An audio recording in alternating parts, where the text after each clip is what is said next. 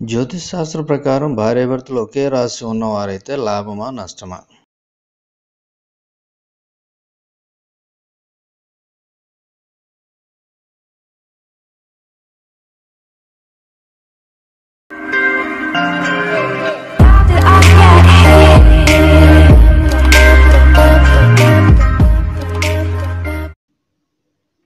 అయితే జ్యోతిష్ శాస్త్ర ప్రకారం భార్యాభర్తలు ఒకే రాశి కలిగి ఉంటే శ్రేయస్కరం కాదని జ్యోతిష శాస్త్ర నిపుణులు చెబుతున్నారు. ఒకే రాశికి చెందిన వారు భార్యాభర్తలే గ్రహస్థితి సరిగా లేనప్పుడు వారి మధ్య విభేదాలు తలెత్తే అవకాశం ఉంటుందట.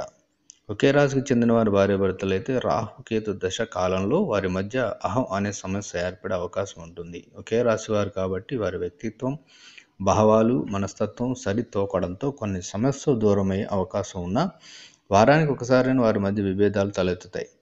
అంతేకాదు గ్రహస్థితి సక్రమంగా లేని సమయంలో విభేదాలు తలెత్తే అవకాశం ఉంటుంది. కాబట్టి జ్యోతిష్య నిపుణుల సలహా ప్రకారం వారి విభేదాలు దూరంగా ఉండటం మంచిది.